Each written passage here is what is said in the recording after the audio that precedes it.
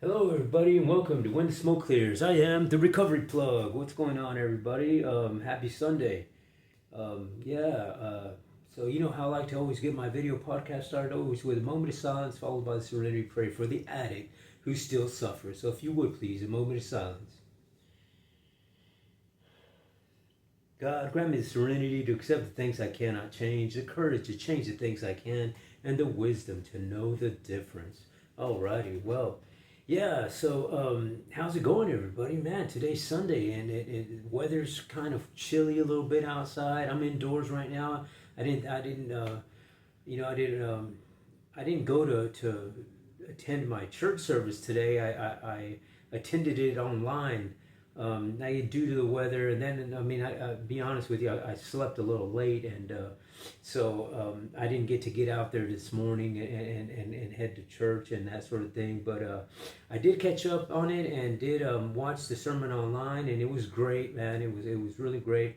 But there's one thing I wanted to talk about as far as today, what happened to me today. As I was listening to the sermon, I promptly got started watching it, and it it was interesting. I went through the whole songs. Well, I don't know about your church or your faith based community or whatever, how they go through their Sunday uh, sermons and stuff like that. But my particular church, the one that I attend, which is City Tribe downtown in San Antonio, Texas. Shout out to my boys over there at the City Tribe. Alrighty, my pastor Doug, he's a great dude. But yeah, we they start off with the band. They're a little chip off the old block from the church that I used to go to out on Bandera Road, the BRCC, Bandera Road Community Church, and which used to be formerly the church that rocks. So that's why I enjoyed going to that church, because I was a rocker and da da da. You know what I mean? But anyway, this is a chip off the old rock block, if you would, and that's this church that I go to now, and at any rate, I listened to the music part, and Pastor Doug's fixing to get on sermon, but I get a phone call, so it interrupts my video, streaming live on the sermon. So I answered it, and it was my daughter, and my daughter, she's having a little bit of a rough day. She's having some trouble, and my daughter has gone through some things, and I'm not going to get too deep into it or anything, but she's gone through some things that have she's struggled her whole life with, being accepted, thinking that she needed people to be there, which rightfully so. You know what I mean? Everything that she's feeling is because of actions that came through from the actions that her mom and I and her sisters have done throughout her life, and whether they're good things, bad things, or a lack of things, and so my daughter's having a hard time today, and she's letting me know how she's feeling, and how she doesn't, and what's going on through her mind, and I don't know about you, if you have kids, or if you have maybe a friend that has spoken to you at one point in time, venting out and spilling their emotional guts out at you, and I don't know if you, but this was one of those times where I was just listening, and I had no answer. I was just like, I didn't know what to tell her. And as a father, man, I was, it bothered me. You know what I mean? I was like sitting there, like, man, I don't know what to say. I don't know how to fix this. How do I heal her? How do I fix her? And and I just didn't know, and it got me to, you know, I I was able to, well, the only thing that I was able to do, because I had no answer. I had no answer for her. And for her to sit there and hear her crying out to me, telling me that, Dad, for me, sometimes I feel like the answer is death. Like, I won't feel any, completeness in my heart and soul except to die. And she's like, all I've ever wanted was to be loved. All I wanted is ever to have somebody care for me, to hear me, to acknowledge that I'm there, to acknowledge that I exist, to acknowledge that I mean something, to acknowledge that I'm pretty. And I'm just like, as a father, man, I'm like just floored. I'm like just, I'm so stunned I can't even cry. And I know that I want to. And I'm like, wow, I'm like, how in the world does this little girl, and she's not such a little girl anymore, she's 23 years old. But I'm like, how does this, to me, I'm like thinking, how does this little girl believe and feel in her heart that her daddy don't care? Her daddy doesn't love her. Her daddy is not listening to her. And I got to thinking, and I'm like, man, I was like, man, I've been doing drugs. I've been involved in drugs and alcohol since I was in the first grade. Periodically throughout my life, there's always been substance abuse and alcohol in my life. And my last relapse that I had lasted about 5 years.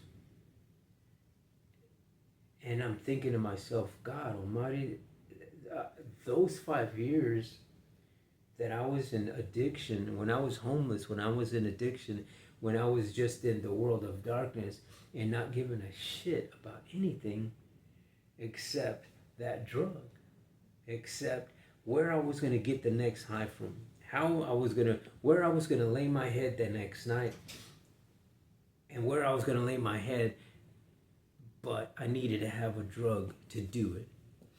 No matter if I was laying it on a park bench, no matter if I was laying my head down inside a tent or in a bando or in a motel room, I needed to find and have that pillow with me in the form of drugs. And when my daughter's just venting out like that, the only thing I can think of is, oh my God, that 5-year relapse wasn't just a relapse of me going back into the world of addiction, but it was me stealing 5 years of a little girl's life that I can't give back to her. And I'm just like, I'm just so stunned that I feel like when she's venting out to me, like she was just, I felt like I was getting scolded. Like I was getting, that somebody was getting after me. But I realized that that to me was God. To me, that was the divine intervention to say, hey man, you know what? You see now who needs you. You see now where you need to go with this addiction. You see now where you need to go with this opportunity that's laid out in front of you here today. And I'm just like, out of the midst of all of that stuff that she's telling me, you know what I told her? You know, the only thing that came out of my mouth to tell her was that I told her, Mia, you know, in Spanish we call our kids, you know, instead of, you know, I know some people call their kids baby or whatever your little nickname is that you call your kids, you know, for like the, you know, when you talk to them in a spoiled sense. For people in Spanish, in Mexico, Mexican American folks anyway, or myself in particular, I call my kids mija, and mija is just, you know, a spoiled way of saying my daughter. And I told her, Mia, I was like, you know that all of the times that you are sitting there and crying and talking and venting out, because she's telling me that, Dad, I don't know how to feel happy. I don't know what that means. I don't know how that feels. So how am I supposed to pray for something that I don't know exists? How do I pray for that?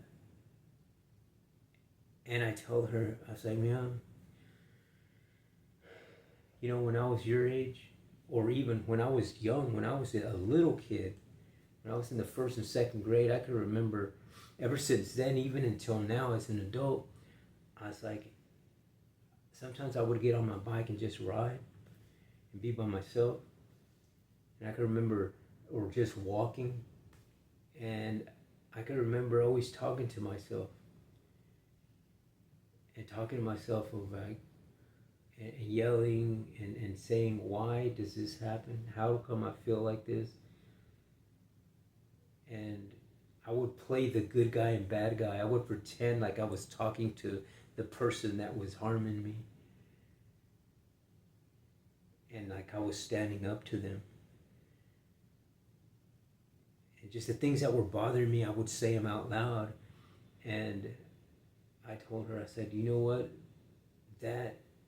What I did then, and that's what you're doing now, that's prayer.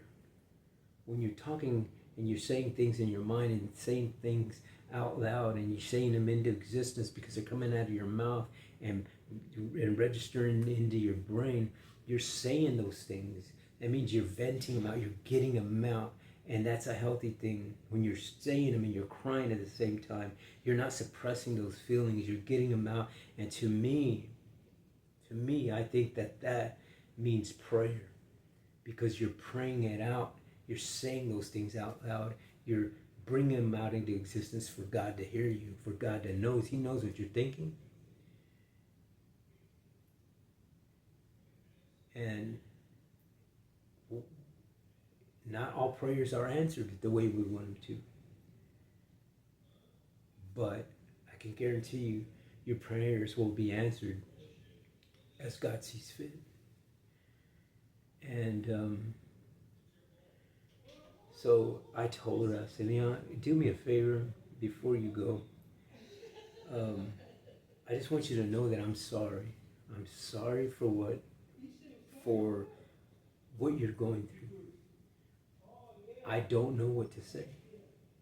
I don't know how to fix that. I wish I could fix that. I wish I had a something for you, but I don't.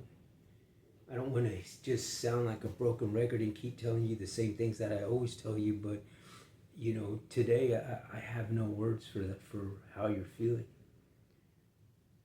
except to let you know what I did when I was a little kid and what I did as I got older, and how I pray to God. And that's how I do it.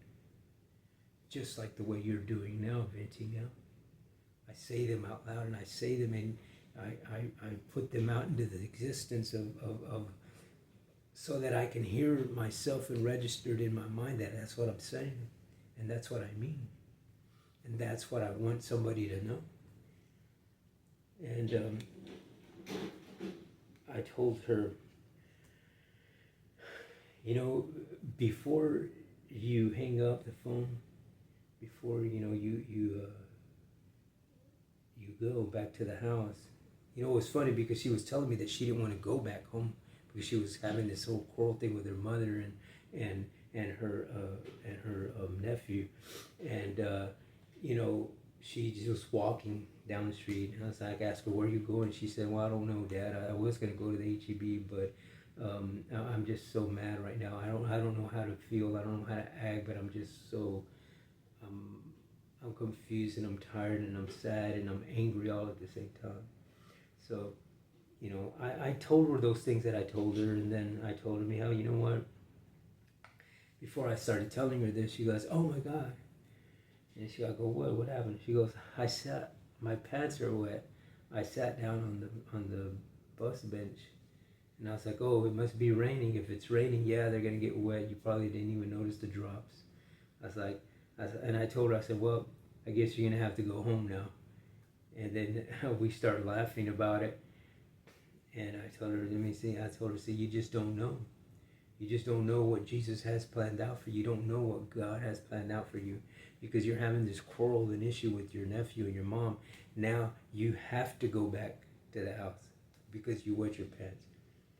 How did you know that there was going to be water on that bench? You didn't.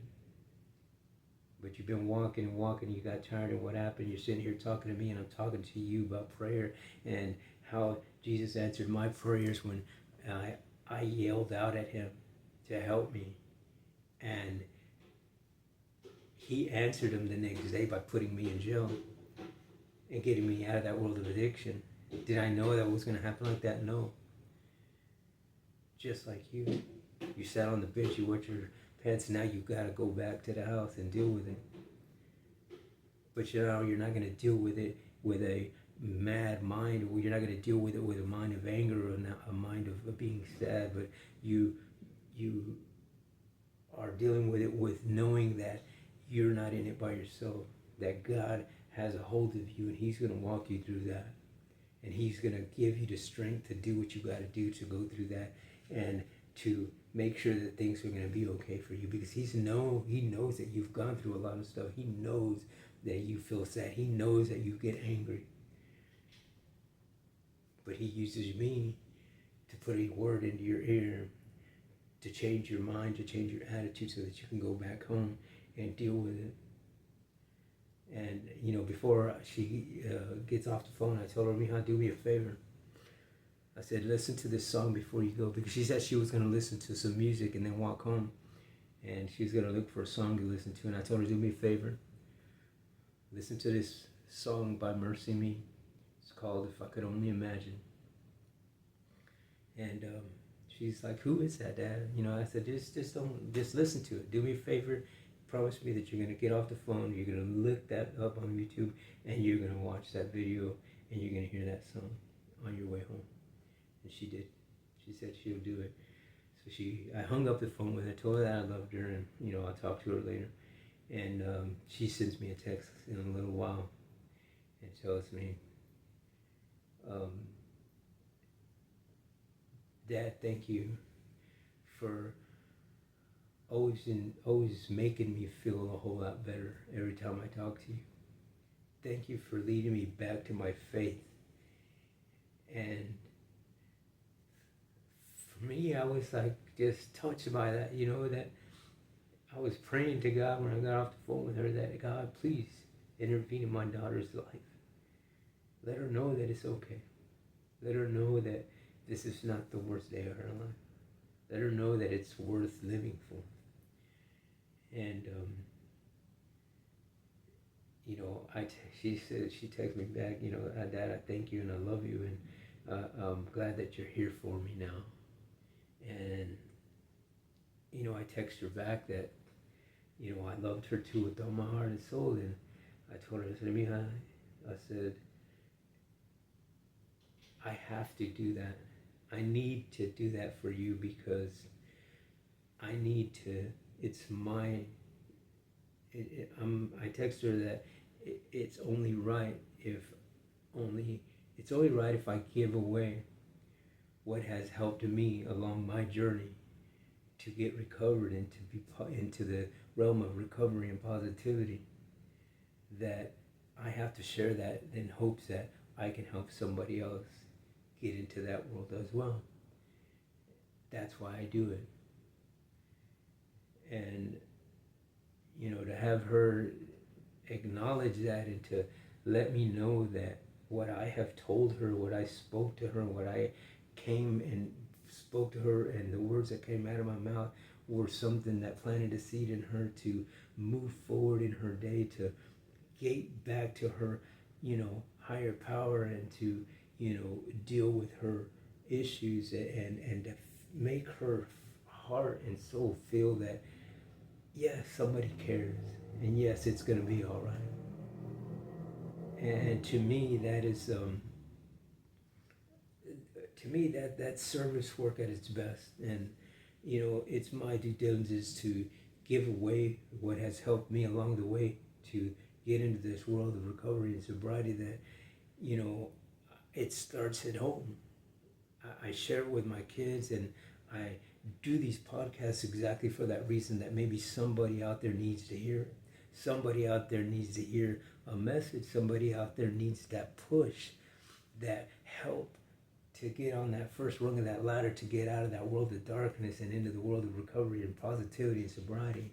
And that's why I do it, because it comes a whole lot more clear when you hear it from somebody who has been homeless, who has been addicted to drugs, who has gone through childhood traumatic experiences, who has PTSDs, who has gone through depression, who's been lonely, who's been angry, all of those things wrapped into one. And I know that in my journey, there's no way in hell that I could do it without my recovery community and my faith-based community. With those two things intertwined into one, man, we can conquer a lot of shit. And for me, it's brought me here to where I am today, and here that I'm able to do these podcasts, doing them, completely, free of drugs and not homeless is just amazing. Because at this time last year, I was in full-blown addiction. I was homeless. I was, walking the streets, riding bikes with a backpack and just going from one bando to the next, from one tent to the next, from one, wooded area to the next, from one motel to the next, and doing whatever I needed to do to get money to feed my addiction and to, feed myself and to clothe myself and to, put a roof over my head, however that may have been. I didn't care who and what I had to go through to do that. I did it. And I didn't give a shit if I fucked anybody's feelings or not. You know what I mean? Or I hurt anybody. And it was the furthest thing from my mind. But, I'm grateful. I'm grateful that I'm here today. I'm grateful that I'm not over there in that world doing that. And if me doing a video podcast and giving my story and sharing things like this, that these daily interactions that I have on a daily with whoever I run into or talk to on the daily, and today just happened to be my own daughter, that brings a message that I needed to share to somebody, well then that's why I keep doing it, because today's message was a message that I was able to save one person, and that today was my baby girl. And I hope that this helps somebody else out down the line. I got a whole lot of work to do on myself still, but by the grace of God, I'm here today sober, and I'm grateful for that. And by no means is it an easy task to attain, and it's not an easy road. Some days are better than others, but I do know if I set healthy boundaries, then healthy results come out of doing that. And I'm living proof that you can get out of the world of darkness. And so I hope that this video here encourages somebody today. And how I always tell you, I can't do or spread the message of awareness on homelessness and drug addiction without the help of you guys out there. So I really appreciate you guys watching my videos, and if you got any comments, I appreciate them. If you have, if you could just share my channel, give me a thumbs up. Please hit the subscribe button. It doesn't cost you a thing. All it costs you is a bam tap, just like that, on that button. That's all you got to do, and you'll help another addict, another homeless person. I can guarantee you that. And a lot of times I always like to give a shout out to a couple of places here in San Antonio, Texas, that may be able to help and get you to on that first rung of recovery. So if you want to attend a meeting somewhere, AANA, you can go to the folks in the downtown area west side, which is the Esperanza group, or the folks over at Club 12, which is in the north central side of town, the clubs over in the southeast side of town, which is a Goliad group, or the northwest guys out there in the northwest side of town, which is the Winners Club. So all of these places have great people there. I know people in all of those locations. They're great people. They'll show you love. I can guarantee you that. It won't turn you away. And just, I mean, you don't have to get there and share your story. All you got to do is sit there and listen in. And I guarantee you'll resonate with one of the stories that are being told out that way. That's where it starts. It starts by listening and registering a healthy and positive seed into your mind, and help you get in that first step into recovery and positivity. So I'm grateful that you were able to listen to my story here today, and I thank you. So I guess that would be it for today on this Sunday.